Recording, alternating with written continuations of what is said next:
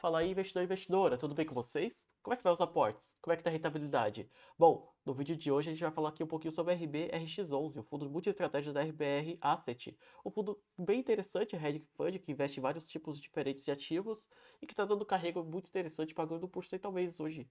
Bora lá?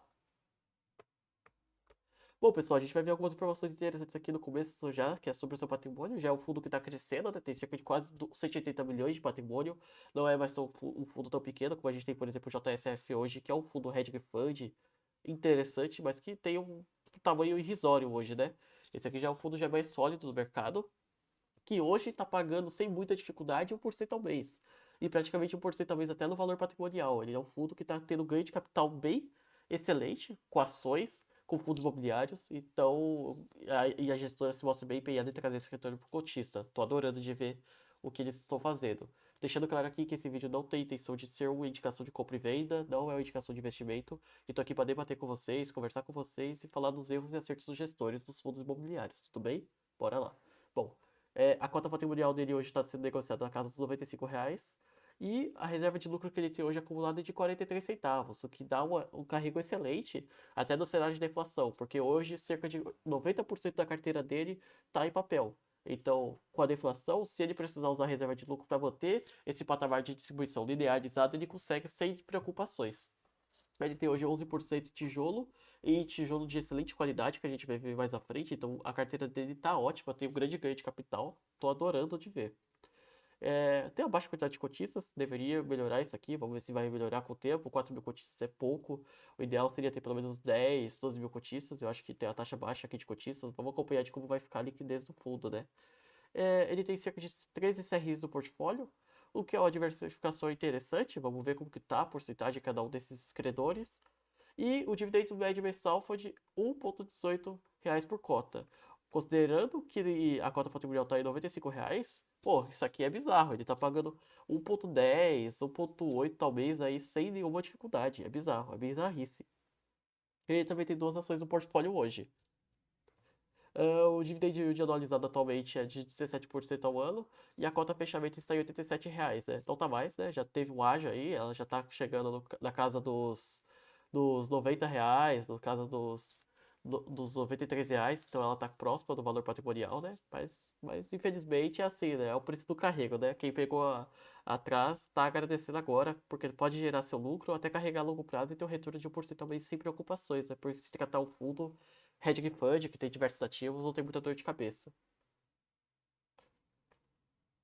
Ele fala um pouquinho aqui sobre a cota a mercado, a porcentagem de desconto, a participação que ele tem em alguns ativos, né? Ele fala aqui que atualmente agora é equivalente a comprar uma nota de R$ 100 por apenas R$ 92, com esse desconto, né? 8% de desconto, tava excelente. Agora tá cerca de 3%, 4%, infelizmente esse desconto vai caindo e o ativo de excelente qualidade que vai chegando ao seu valor patrimonial. Quem sabe ele vai emitir em breve também. Novamente, né? Que a gente já fez uma emissão recentemente. Ele informa aqui um pouquinho sobre a taxa de sensibilidade da carteira, né? Considerando que ele está sendo negociado hoje na casa dos R$ 92, R$ 93, você vai estar comprando ele a IPCA mais 11, se você adquirir esse fundo. E considerando a parte de CDI, você vai estar comprando ele a CDI mais 3, isenta da taxa de administração. O que está dando um carrego muito interessante. Eu achei interessante salientar que até comprando ele com ágil, ele está sendo considerado aqui IPCA mais 7, IPCA mais 8. Mesmo com ágil, a taxa de carrego dele é bizarra. Então, esse fundo aqui, ele conseguiu fazer posições excelentes, está tendo uma valorização excelente e vai com certeza agora, com esse cenário de deflação, os fundos de tijolo que ele tem participação, que é o XPML, por exemplo, vai acabar subindo o patrimônio e ele vai poder fazer ou até um ganho de capital ou até um carrego muito interessante a longo prazo. Então, esse fundo aqui, ele tem um grande potencial na minha visão. Ele forma aqui a alocação da carteira atual, né? Cerca de 90% e 90% aqui da carteira está alocado. E tem a reserva de lucro aqui de 43 centavos por cota. E ele realizou a distribuição de rendimentos de R$ 1,17 por cota. E o dividend yield anualizado está 17% ao ano. Sobre o valor a mercado. Tá ótimo, tá excelente, né? Ele falou aqui que as ações que ele já tem no portfólio acumulam mais de 72 centavos por ganho de capital líquido. Cara, ele tem participação em ações que está com ganho de capital, ele tem participação do XPML que está com ganho de capital. Então, meu, é bizarro. Esse fundo aqui ele tem uma porcentagem muito grande em ativos que está gerando retorno e está com ágil. Então, ele tem um potencial muito grande a longo prazo. Vamos acompanhando. Alocações em fundos de tijolo, né? Ele falou aqui que ele tem 19% da carteira de XPML, que tem realmente, né, um dos melhores portfólios de shoppings da região do Brasil. Mas assim, eu prefiro fundos que sejam majoritários. Então, eu até achava que se ele fizesse posição no passado do HSML, né, que estava com R$ 84 aí, lá no valor da cota, cerca de 10, quase 20% de desconto, eu acharia interessante. Eu prefiro fundos que são majoritários. E a XP não é um dos melhores cotistas hoje, tem que acompanhar para ver se eles vão fazer boas escolhas, né, pensando bem do cotista, porque eles terminaram uma emissão e fizeram outra emissão de cotas, o que causa uma inflação das cotas já geradas, e isso aí acaba fazendo que os cotistas perca a confiança na gestora. Mas realmente o portfólio do XPML é ótimo, é excelente. Tem a HGBS também, que tá bem caro hoje. Caro. Mas vamos acompanhando para ver como que vai ser as movimentações do fundo. Eu adorei essa aquisição aqui do XPML. Ele também fez a movimentação que eu não sei se foi muito boa, que foi um monativo AAA, só que ele se encontra hoje na região da Faria Lima. Ele informa aqui que a taxa interna de retorno bruto pode ser próxima dos 20%, 25%, né? Que é a TIR de 25%. Vamos acompanhar para ver, né? Mas é um monativo, o monativo pode dar dor de cabeça, né? Se não alocar, se ficar vago, então tem que acompanhar. Por mais que seja numa região tão boa quanto Faria Lima, né?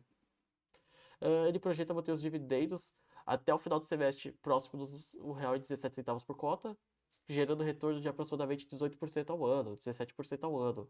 Tá ótimo. Vamos passando aqui por outros pontos importantes. De forma que um pouquinho, né, que 10% do patrimônio líquido do fundo hoje se encontra no XPML. E ele informa aqui, né, que além da ótima qualidade do portfólio desse FII, né, que é o XPML, a estimativa de dividend yield pelo preço atual que ele pegou foi a R$ 99,60, 4% abaixo do preço de tela, passa a ser de 10%. Ou seja, ele está com dividend yield média aí de 10% ao ano com shoppings. Sem muita preocupação, porque por mais que tenha variação decorrente da inflação, os shoppings geralmente são bem mais resilientes, não geram muitas dores de cabeça. Então é excelente. Continuando. Ele fala aqui do outro fundo que ele pegou participação, né? Que eles entrou no IPO do fundo FLFL11, que detém 50% de participação do ativo da Faria Lima, né? O ativo 4440 da Faria Lima. E eles investiram cerca de 8% do patrimônio líquido dentro desse FII. Vamos acompanhar como ele vai se movimentar, vamos ver o que vai acontecer aqui. Porque por ser monoativo pode gerar uma grande preocupação, né? Mas ele informa aqui que é uma região premium, de fato, eu concordo, e que pode gerar uma TIR de 25%. Então tem uma possibilidade de ganho de capital, rendimento bem elevado aqui nesse fundo. Além da certificação que é LEED Platinum, né? Uma das melhores certificações para imóveis e construções, né? A gente tem aqui a informação que ele já tem atualmente 10 locatários e que está 100% ocupado, o que é excelente, não gera preocupação, está numa região nobre, que é a Faria Lima, a locação atual está no próximo dos R$ 192 o metro quadrado, pode acabar evoluindo isso aqui para R$ 200 em breve também, vamos ver como que vai se comportar, né, com a inflação caindo, os tijolos pode ter uma movimentação interessante e essa locação pode até evoluir e gerar mais retorno ainda pro fundo, né, da RBRX, então vamos acompanhando, né. Aqui ele tem informações, né, sobre a alocação do fundo, ah, que informa aqui a distribuição mensal que está próximo dos 18% ao ano, cerca de 10% do patrimônio líquido do fundo está em ações que tem quase 80 centavos por cota de lucro e ganho de capital. CRIs que representa 90% do patrimônio líquido, então a gente tem que considerar que esse fundo hoje ele pode ter uma diversificação maior. Vamos ver se ele reduz um pouquinho essa participação em papel e vai um pouquinho mais para tijolo, começa a investir em alguns fundos como o JSRE, RBRP, que está um pouquinho parado hoje no mercado e está com desconto interessante. E eu acho que seria uma tese interessante eles analisarem e fazer algumas posições mais em tijolo e reduzir a exposição totalmente em papel. Vamos ver se eles pensam nisso, porque a longo prazo o tijolada vai subir bastante. Isso o que já não subiu, né? A maioria já está quase no patrimonial hoje. Aí ele informa um pouquinho aqui sobre a taxa de TNB 2035, né? Taxa de TNB 35, que a inflação implícita Ele fala aqui, basicamente, que a inflação do Brasil tá tendo um movimento de queda, tá vindo abaixo do esperado nos últimos meses, o que pode significar, seja de maneira forçada ou de maneira orgânica, a queda da taxa de juros Selic, né? O preço da aquisição do papel moeda vai ficar um pouco mais barato.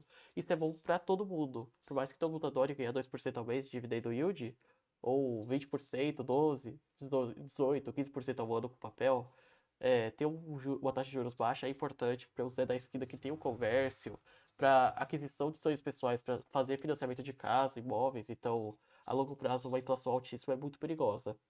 Claro que não estou dizendo que a gente tem que ter deflação. Não quero que aqui vire o Japão, né? Porque, independente do que o Japão faça, tente estimular o comércio, tente estimular o consumo. Os jovens não consomem, não ajuda a movimentar a economia.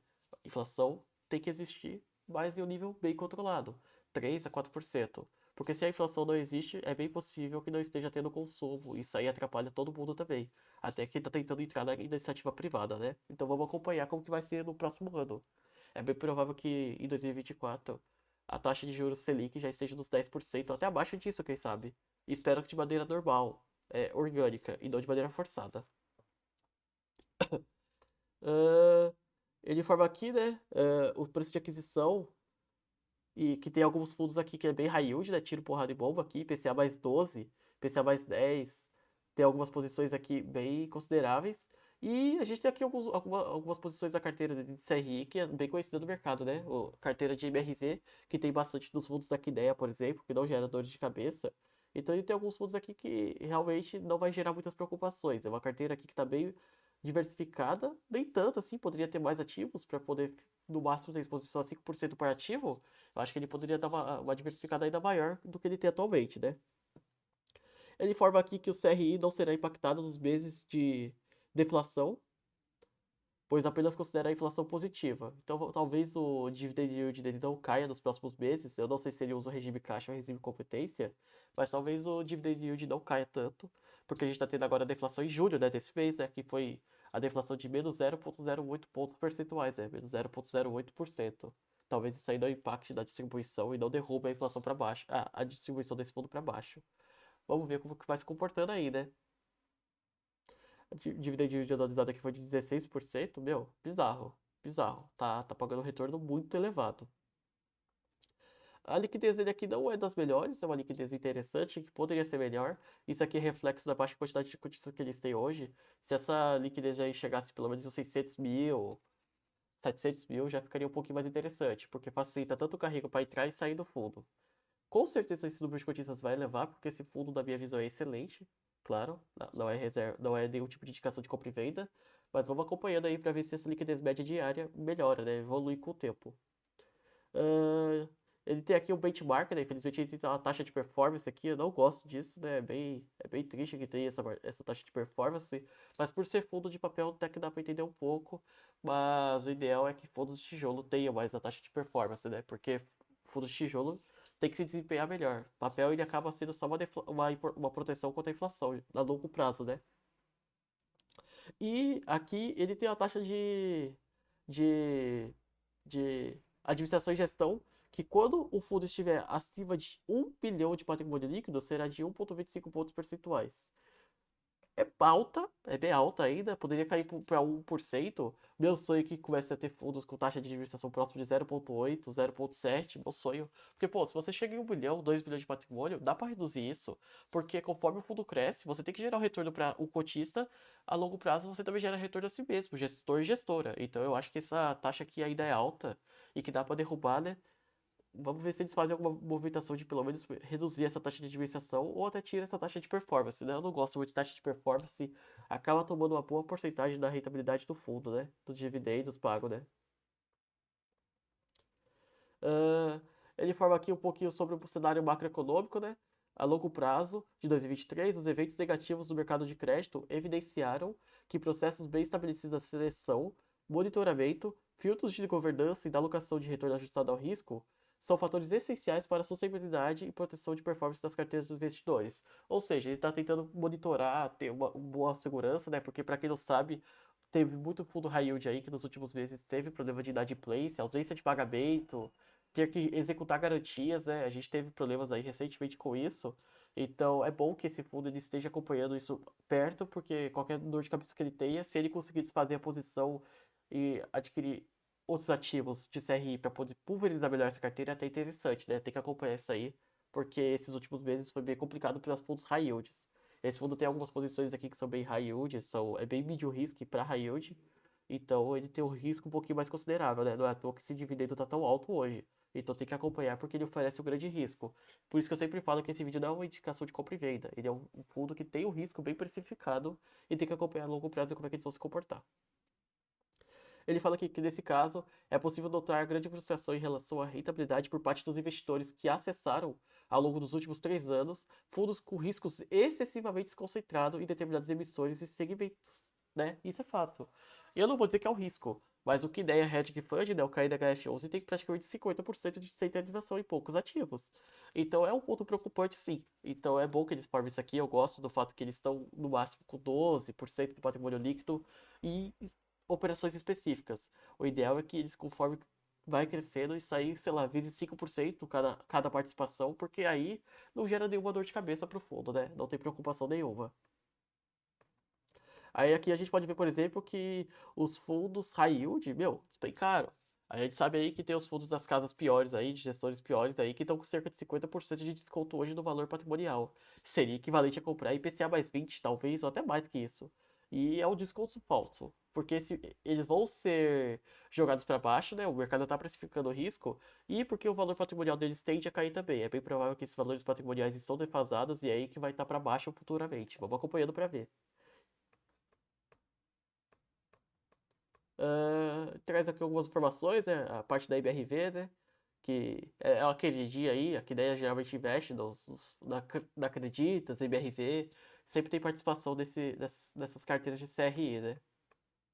Traz aqui algumas informações que eu nem vou levar em consideração nesse momento. Ah,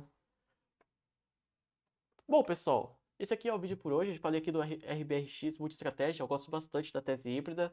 Eu acho que ele está hoje um pouquinho centralizado em algumas posições e poderia ser mais híbrido, poderia investir um pouquinho mais em desenvolvimento. Sinto falta disso. Eu gosto de hedge funds que tenham essa tese mesmo de ser desenvolvimento, high yield, medium risk, vista em diversas operações diferentes. Por isso que eu estou interessado em acompanhar o KNHF, né, de perto. Provavelmente vocês vão ver bastante ele aqui no canal. Eu quero ver se conforme passa o tempo, essa centralização que eles têm hoje na carteira reduza. Mas isso por hoje. Se esse vídeo agregou para você algo, se você gostou desse vídeo, quiser comentar algo, e se agregou para você, cogite a ideia de se inscrever no canal, deixar seu like. Espero que você tenha gostado desse vídeo e que tenha acrescentado para você. Vejo você no próximo vídeo, pessoal. Valeu!